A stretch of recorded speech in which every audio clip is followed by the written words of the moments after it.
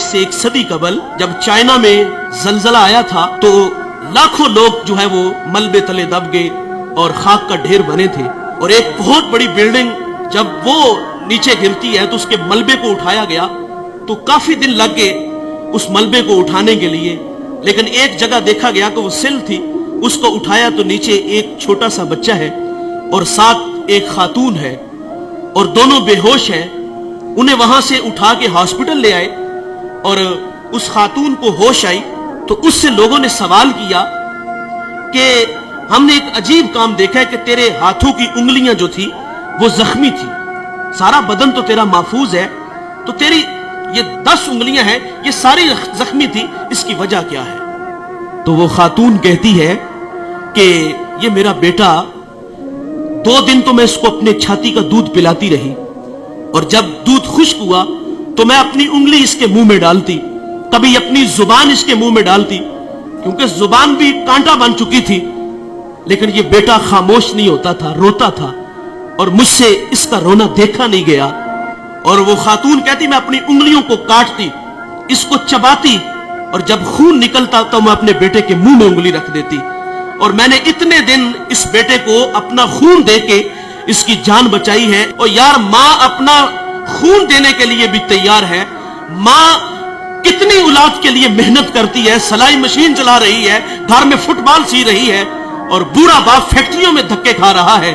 ہم اکثر رات لیٹ گھر جاتے ہیں، کسی شہر سے گزر ہوتا ہے تو فیکٹریوں سے ہم دیکھتے ہیں کہ جوان بھی نکل رہے ہیں اور رات 2 بجے بوڑھے بھی نکل رہے ہیں۔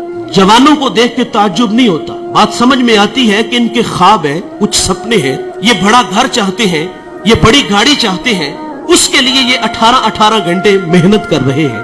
تعجب ان بوڑھوں کو دیکھ کے ہوتا ہے کہ جن کے قدموں میں اب چلنے کی سکت بھی نہیں۔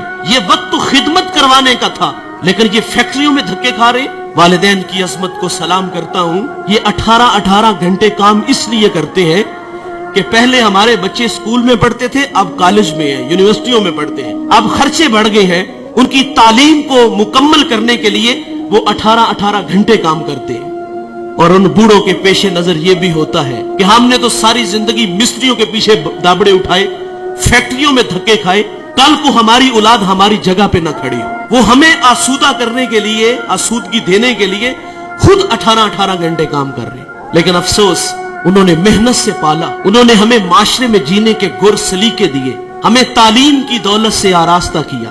ماں گھر میں فٹ بال سی کے بچوں کے لیے پیسے جمع کر رہی ہے، کئی بار ہاتھ زخمی ہوا، ساری رات وہ سلائی مشین چلا کے اپنی اولاد کی تعلیم کے لیے محنت کی، اور ہم اتنے بڑے بنے کہ جب ہم کسی اعلیٰ مسند پہ بیٹھے تو اب ماں باپ خود کو چھوٹا محسوس کرنے لگے۔ یہ رویے ہیں ہمارے، وہ ہمیں بڑا دیکھنے کے لیے خود ہارے۔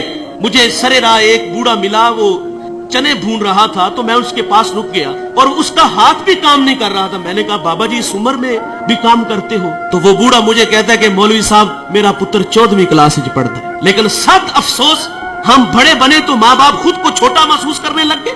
اب باپ کا تعارف کراتے ہوئے بیٹے کو شرم آ رہی ہے۔